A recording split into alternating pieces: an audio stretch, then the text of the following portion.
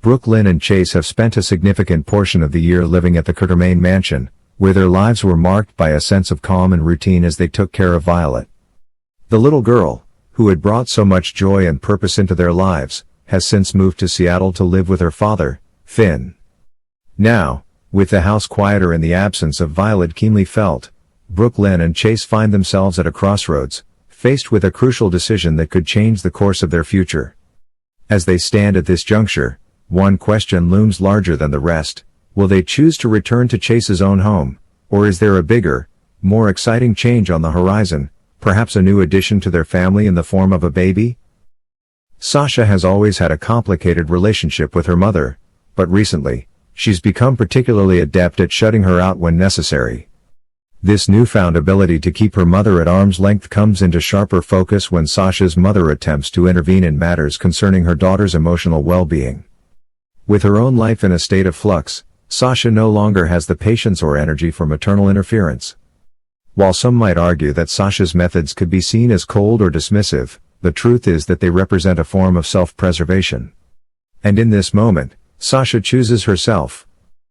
Meanwhile, the mysterious and enigmatic Holly finds herself facing rejection in a way she hadn't anticipated. Whether it's a personal relationship or a professional endeavor, the rebuff she encounters serves as a stark reminder of the delicate balance between power and vulnerability.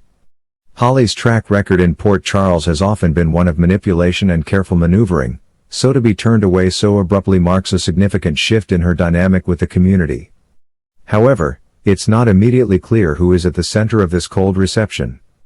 Could it be Sidwell, the elusive figure in Holly's web, who has the power to both elevate and destroy? Or is the rebuffing something more personal, perhaps tied to her own fractured relationships in town? As tensions rise, Rick, a man always caught between personal obligations and professional pursuits, finds himself at the police precinct.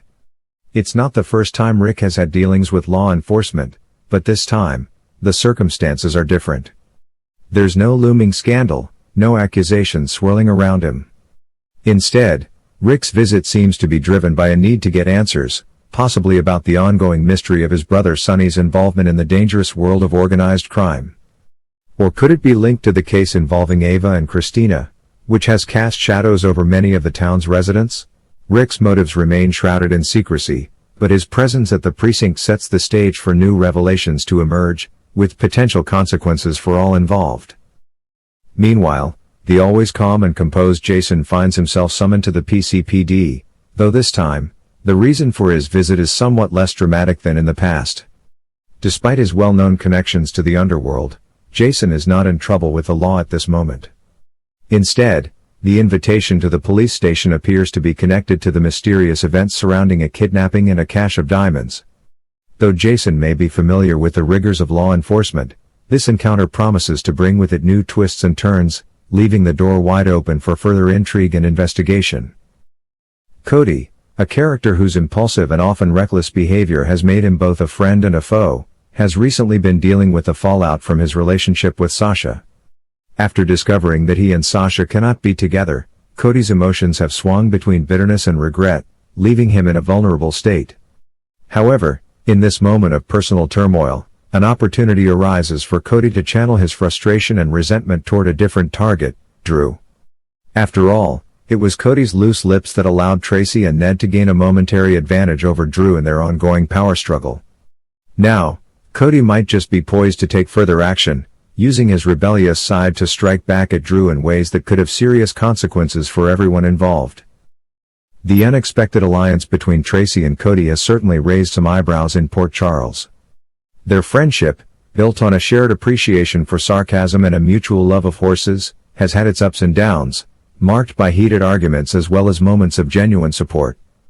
But what's truly surprising is the fact that these two are now working together with a common goal in mind. Their latest plan seems to center on taking down Drew, with Cody's prior betrayal of Drew's secrets providing the perfect opening for a new strategy.